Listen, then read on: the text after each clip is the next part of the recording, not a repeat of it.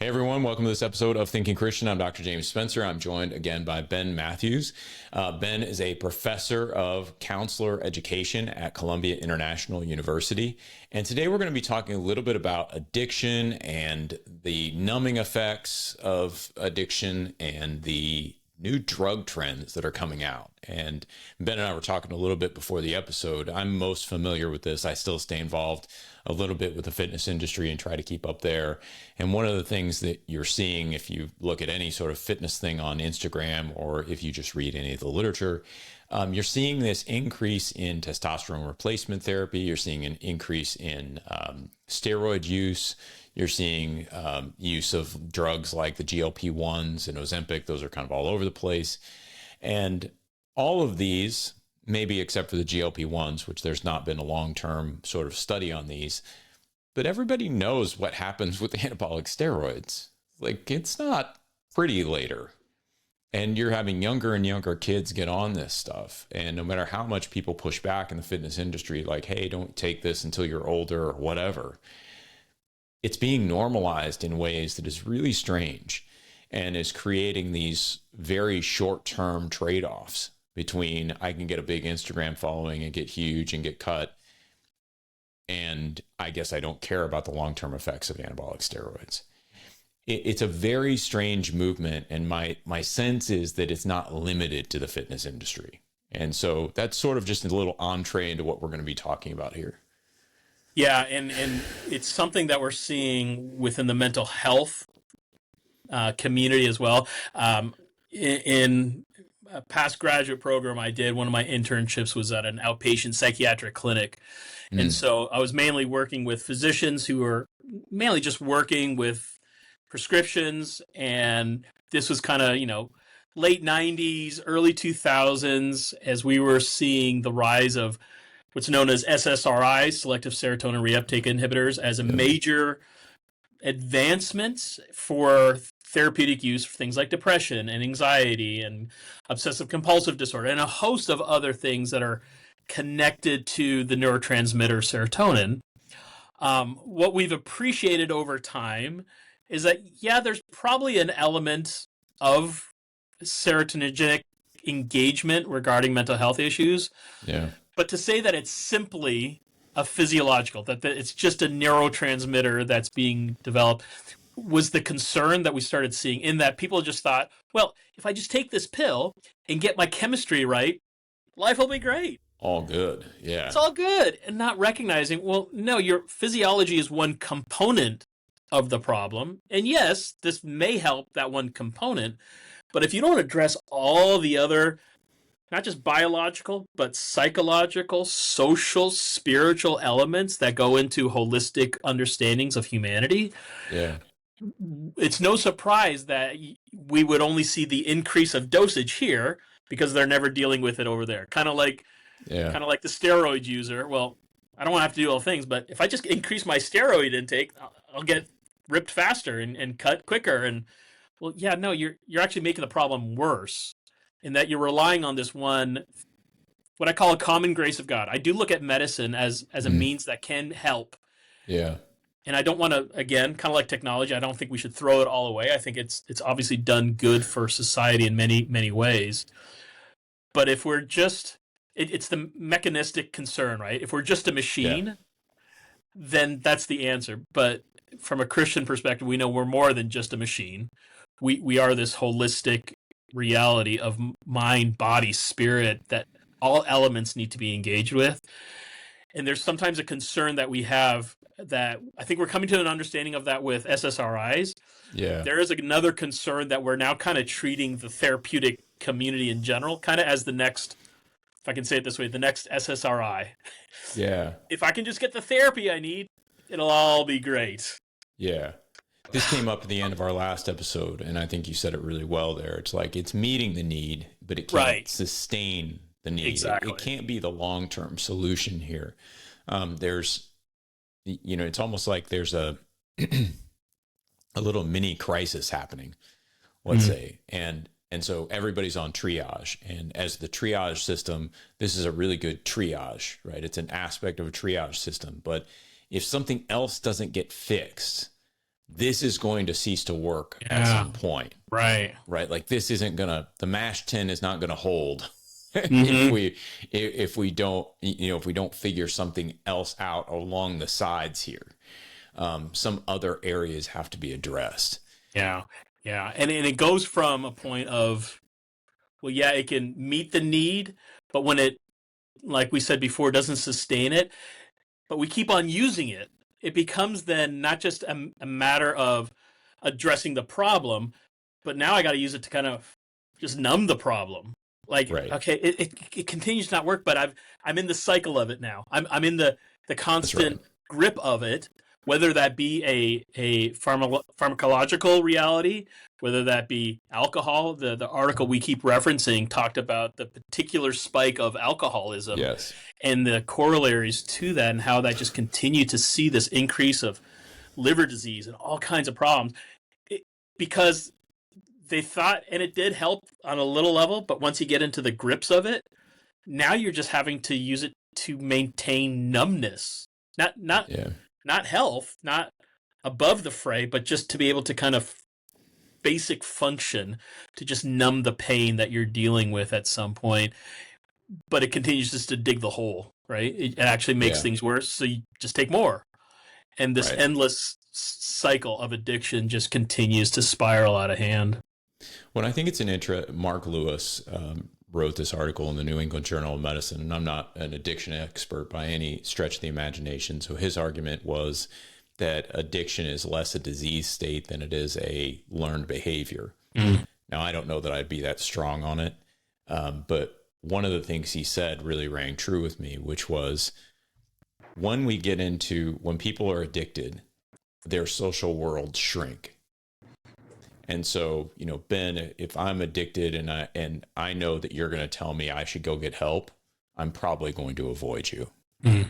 Right? Like you're of no help to me because you're not going to help me feed my addiction. So I'm going to seek out people who are only going to help me feed my addiction. And that's how the social world narrows. Because now the point of life is to get past this, to get this thing that I think I need. And so the other options that might otherwise be available, right, to me, the choices that I might make in my life sort of fade into the background. I can't see them anymore. There's a real way in which they cease to exist for me, right? Because I'm so focused on this one thing. And so he calls this like narrowing. It's been phrased as reciprocal narrowing, where the addiction continually narrows you down so that eventually you're just really seeking exactly what you're addicted to. Yeah. I like the model. Like I said, I'm not sure on the science. That's just not my area. But I like the model, and it seems intuitively correct to say, even with something like therapy, you could see how that would begin to work. If therapy is the solution to my problem, I'm going to continue going to therapy. And it doesn't really matter what anyone else says to me. Like, sure, friends might help, but I've got therapy. All these other, being part of a community group, sure, that might help, but I've got therapy. Like, a lot of these things are going to become, I think, increasingly difficult to convince people to go and do, simply because if Lewis is right about his reciprocal narrowing, it's going to be really difficult to get people off Extricate them. Yeah. And I don't think it's about drugs. It's about this sort of narrowing of perception so that these other solutions no longer feel like solutions. We've so framed the problem as, nope, it's a problem that only, the solution to this problem is therapy. Yeah. And once you do that, it's very difficult to understand what other options might be available to you.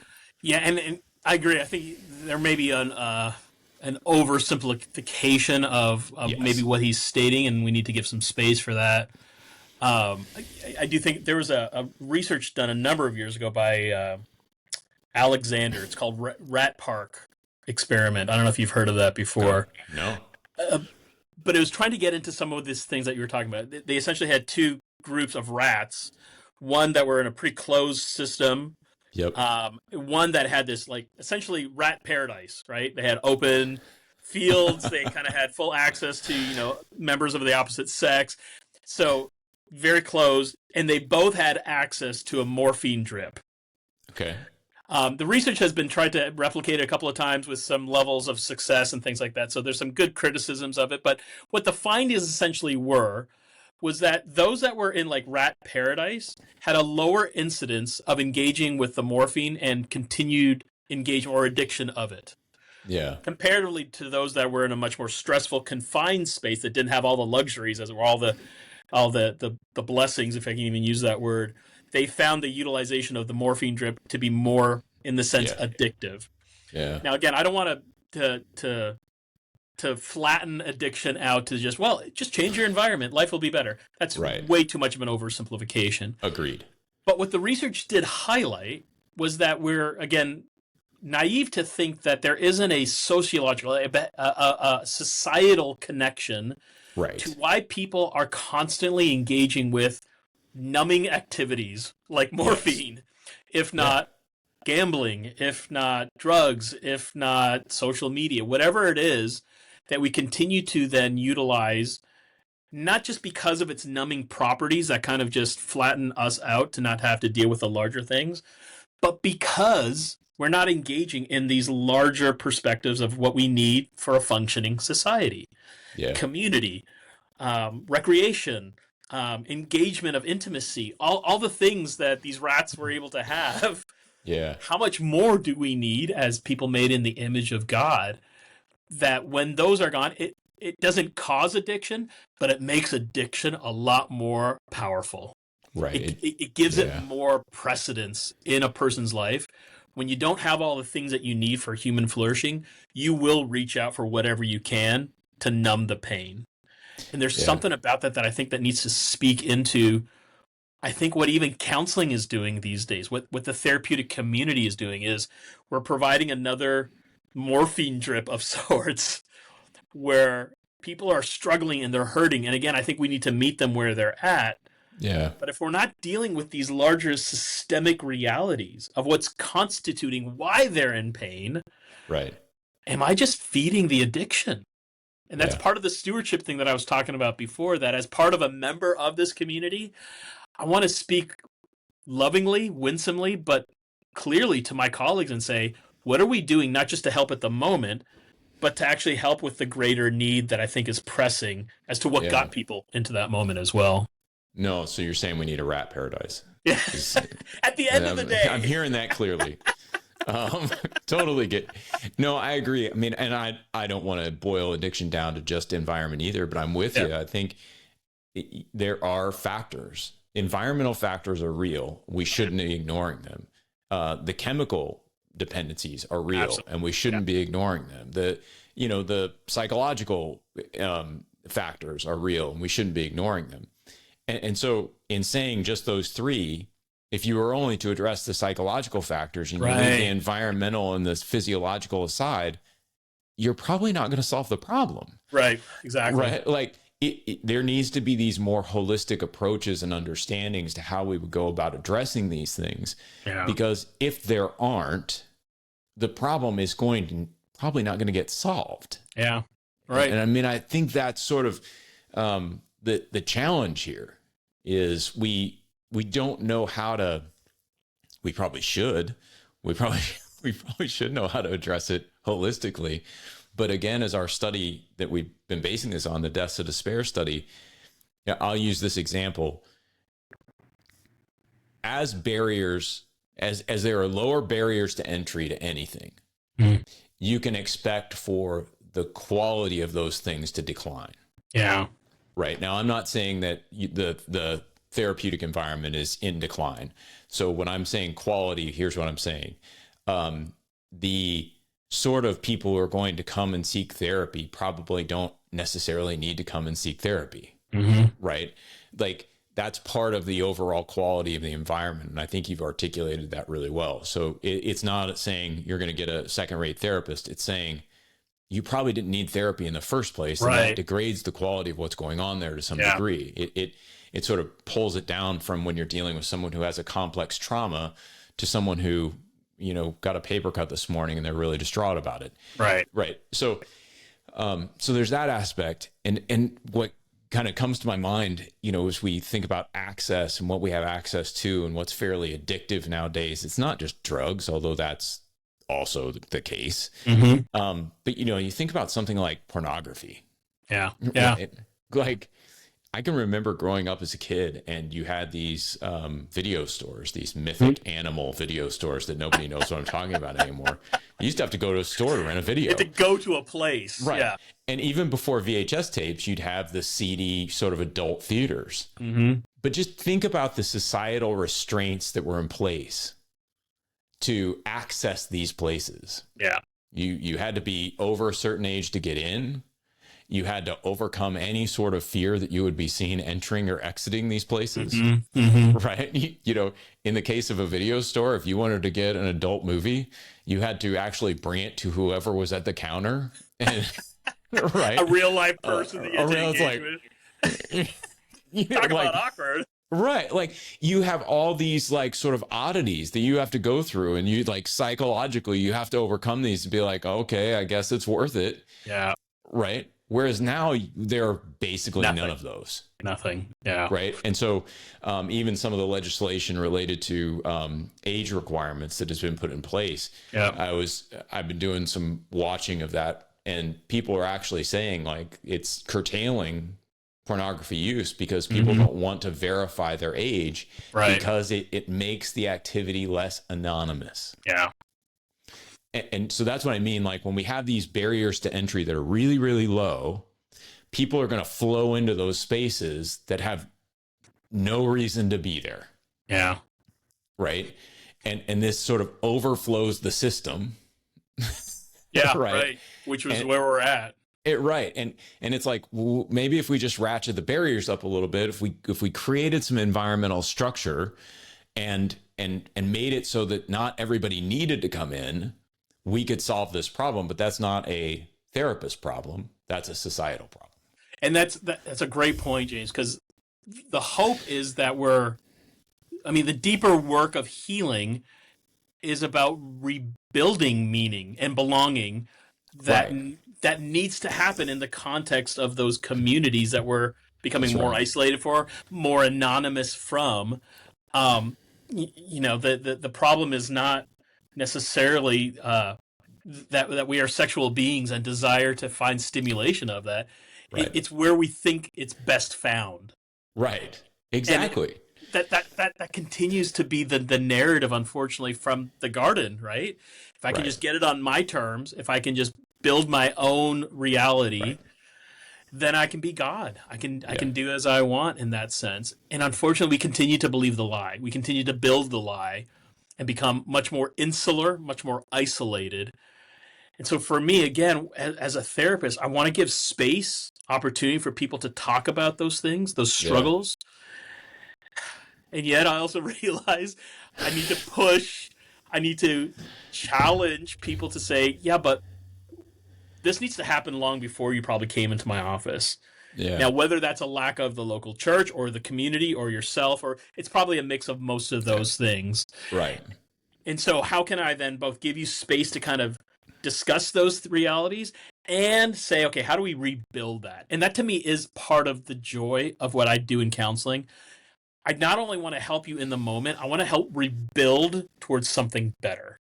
That this is, to put it in the arc of the gospel narrative, we're on this side of the cross. The work is done, and we're doing the work.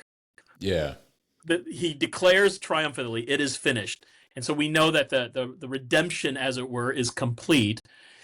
And yet, kind of like the garden, we're in the garden 2.0, where God says, okay, now I'd like to partner with you to then re-engage, to repurpose the earth and the communities that I set up for flourishing.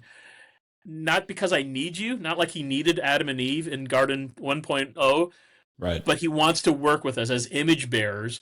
I now have a chance, not just in the therapy, but beyond the therapy, to help clients and others say, how do we start rebuilding these communities of flourishing? What does that look like for this to actually be a part of what we need? Because it's easy to get the therapy. It's I want to be careful how I say that. It's actually quite hard to find a therapist. Yeah. But we're making more therapists, and the the opportunity to get counseling is much easier than it was in the past. Yeah, yeah. That And doesn't the stigma is necessarily mean lower. that I'm sorry, say again. The stigma is lower. Like Exactly. you've mentioned that too. Yeah. Right. The stigma is lower, and so in that sense, it's easier to get counseling. Yeah. But just because it's easier, as we've seen with so many other addictions, just because the barriers are removed doesn't necessarily mean that it's necessarily a better thing, even when it's a good thing. I mean, it's one thing to talk about illicit drugs and pornography and all these vices. 100%. I am not saying that therapy is on par with those vices. No. Yeah. The point is the barrier, when the barriers are brought down, you're going to have an influx of people who are going to try this. They're going to see it as a ready solution. Yeah. And I think part of it, you had mentioned in a previous episode where, you're not going to drift toward holiness. Yeah. I do think we tend to drift toward ease. Right. And so, you think about counseling, like there used to be a stigma around counseling. If you're going to counseling, it's like, oh, right. Marital counseling. You're really messed up. Oh, wow. You guys must really be on the rocks. Whereas now marital counseling, it's like, that's cool. That's probably good for you, right? There's been this complete shift away from that stigma of any of it.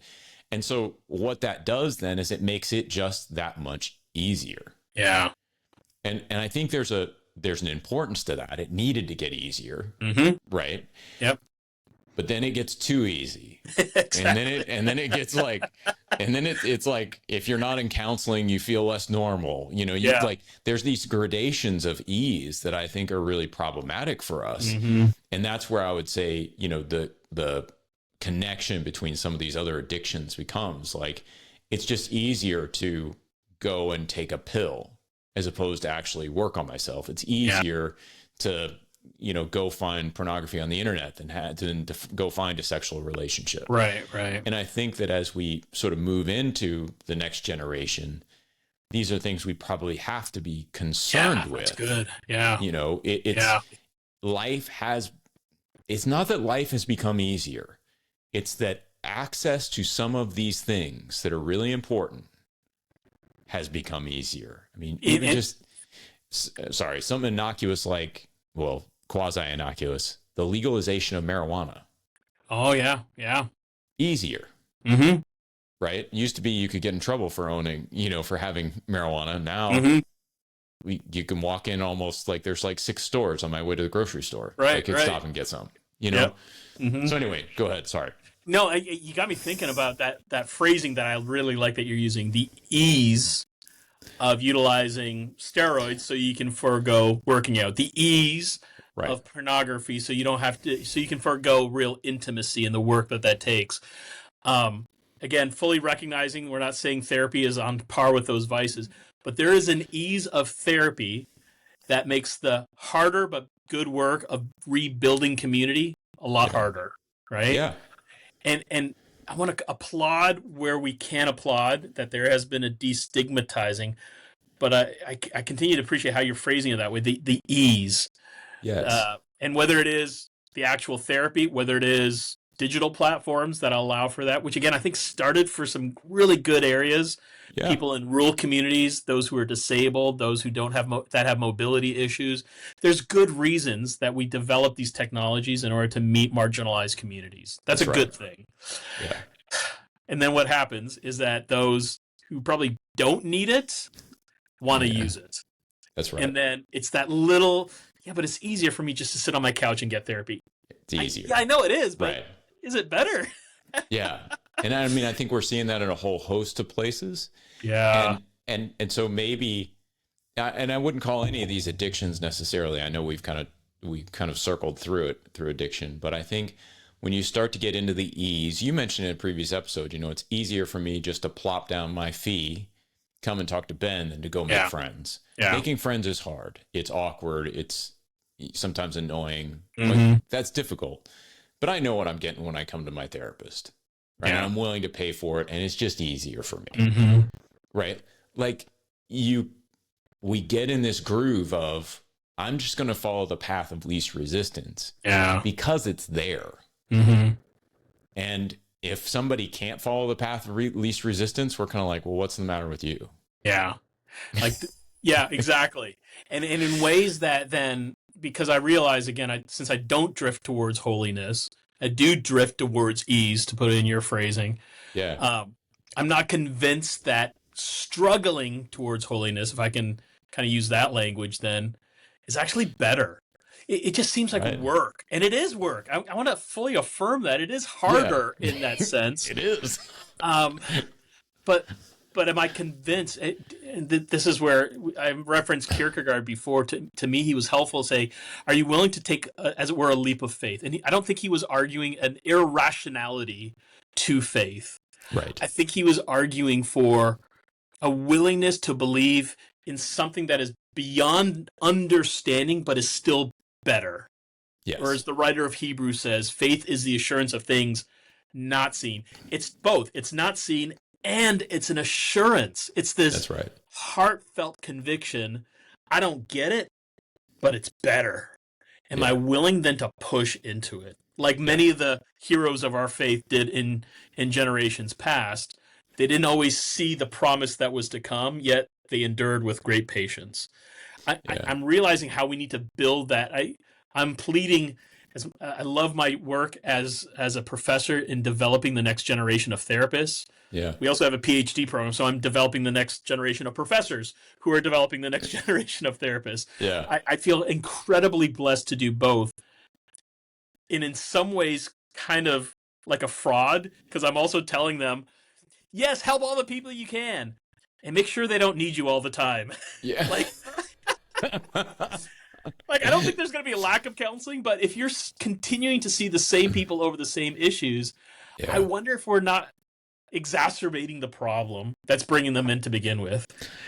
Yeah, I think there's this idea in technological circles about revenge effects. I don't know if you ever read it, but there's a book out there. I can't remember who wrote it, but he coined this idea of revenge effects. So every technology has its revenge effect. Everything we create tends to come back to bite us in some way. Oh, wow. Okay. Right. And so the way I tend to think about this, it's like, I had a friend one time use this analogy with me. It's like a baby mobile. Any side of that baby mobile you touch, other sides are going to move, and you're not going to be able to predict exactly how they're going to move. Right. Every time you touch it, you create a little bit of chaos. Right. And I think that's the situation we're just in. Yeah. I don't think it's something we have to work toward. And I think even in working away from where we are, we're going to find ourselves in another situation of chaos. When we touch this side and it affects this thing over here. Right. And so I think that we sort of have to give ourselves a little bit of a break in recognizing that, hey, if this is what needs to be done in the moment, let's do it in the moment. Right. Where I think we may give ourselves a little too much of a break, is in saying, I'm only going to do this in the moment. I'm going to ignore everything else. And so there has to be this sort of realization that the solutions we're putting into effect will actually probably solve a very particular problem. But there's the big bad world out there, and we've got to figure out how then to solve the rest of these problems. How do we incentivize certain things, disincentivize certain things? How do we form people who are going to have the sort of instincts that will lead them away from the perils of easiness and toward a more of a formative struggle, right? Like those are the big questions that we're always going to have to ask and answer as human beings. Yeah. And so I think as we kind of talk, like numbness, like whatever we're using to numb ourselves is really just an escape from the pain. Maybe it's legitimate pain, like some sort of trauma of some sort of, I blew out a disc in my back when I was in my 20s, still hurts, right? So sometimes you want to take something to numb that pain, right? I think there's legitimate times when numbing is appropriate. Sure. Right.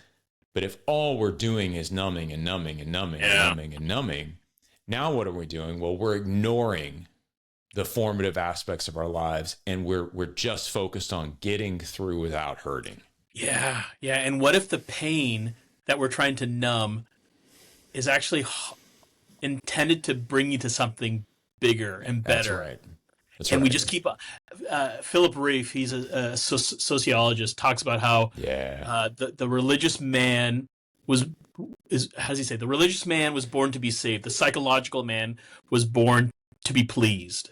Yes. Yeah. This is the concern that I have with the therapeutic community. Yeah. We can help here, but we miss some of the realities that, because we're not either religious or psychological. We're both. And so we think that if I just deal with the psychological, everything will be fine. Everything will be fine. But we're not, because there's still this other reality, this disconnection that the pain is trying to wake us up, right? Lewis talks about pain being God's megaphone to rouse a deaf world. What if we're doing more disservice by not allowing that pain to have its recourse, to have its day in court, as it were, to be able to move us towards something better, towards the needs that are not just religious or psychological, but are both. Yeah. And I think that then helps us engage in a much more holistic sense what we're trying to do with humans, what we're trying to do with society. And has the ship sailed, perhaps, and it's not going to turn on a dime. This is the Titanic, right? Just because we see the iceberg doesn't mean we're probably still going to hit it. And we're seeing the effects of that today in all kinds of horrific ways. And yet, I still think the joy of what we as Christians have, part of why I love coming on your podcast, James, because the ability to think creatively. How can we consider the iceberg, but still be part of the process of moving? Still be part of the restoration, the recreation of what was lost at the fall, what was fought for at the cross by our Lord, and what we now get to enter into as his image makers, that we are giving meaning to something more. Yeah, because I think the interesting part about that analogy you're using, right? You're on the Titanic, you're in the front, and you're sitting there going, yeah, we're going to hit that iceberg. It's like, there's no way to turn it. Like, and so where our minds need to start going is not, how do we avoid the iceberg? Right. It's, what do we do after we hit it? Right. And that's sort of what I think it requires an alertness to have that sort of mentality. Yeah. And not give up. Yeah. That requires grit, which we've talked about across this series. Numbness fights against all of that. Yeah. Right. Numbness is the guy who's, sitting there going, well, we're hitting the iceberg. I guess I'm dead. Let's just sit back and watch the show. Yeah. Let's see what happens. Yeah. Who knows what it'll be like to die in freezing water. I guess we'll find out, whatever. But that's what I think numbness sort of breeds. Yeah. It's not going to breed solutions, and it's not going to breed faithful activity. It's just going to breed numbness. Yeah. And that's a scary thought to me, is that, the younger generation gets frozen in this place where they can't even muster the energy to face the problems. I think a lot of times when people ask me about Sheol in the Old Testament, right? What is Sheol? And I'm like, here's the way I conceive of it, right? It's the underworld in the Old Testament. I'm like, I think of it like the beach vacations I used to take with my wife. Right. I'm a pretty energetic guy. I like to be out hiking or doing whatever. And so we go on the beach, and she just likes to lay and suntan. That's just her vibe, right? She'll read a book all week. That was the worst possible vacation for me. I'm like, I just feel like a lump of sludge that has been laying here forever. And I'm like, you just get in this funk and this malaise where it's just like, can it be over yet? Can we go home yet? Can I go back to work now? And I'm like, that was Sheol in the Old Testament. It's this sort of malaise that comes over us where we're just almost tortured by the non-event that is the afterlife. Yeah. And when I think of numbing, that's what I think about. It's like everybody's trying to get to the non-event. Oh, wow. And you just sit back and you're like, well, no, this is where some drugs could help, right? And I'm not talking about like psychedelics or something like that, but like, this is where we need to sort of plug in and actually, say, like maybe you need some vitamin D, man. Like, like there are these things where we could actually benefit. Maybe you do need some therapy. Maybe you do need this. Maybe you do need that. But at the end of the day, I think the trajectory of all of this, and this is where I'd kind of encourage you, is like everything you've talked about across the series has been, when a client comes in, what you really want them to do is you want them to then go out and have agency, do something. Don't just keep coming to me, Yeah. I'm going to keep pushing you away from me. Right. That's the agency that I think we need. We need to stay away from the numbing and push people back out, not into the pain necessarily, but certainly into the struggle. Yeah. Because, we're not favoring masochistic responses here. That's not the intent here. But in fact, what I think is Viktor Frankl talked about this in Man's Search for Meaning. When people have no meaning, they distract themselves with pleasure. Yeah. And if anyone's, as a survivor of the Holocaust, this is literally what he saw in the camps was if there was a person in that context that had no meaning, they would die before the gas chamber and would welcome the gas chamber if they didn't.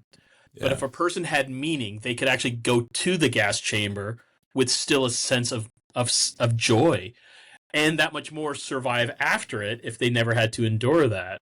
Yeah. That meaning.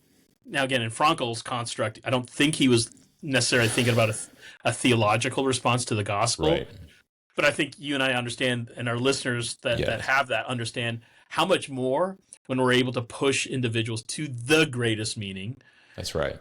That then not uses pleasure as a distraction, but actually puts it in its right order, right? Right.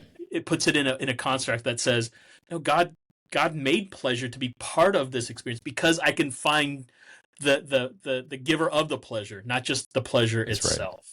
Right. That to me is, I'm constantly telling my students, I want you to have a good work and a good practice.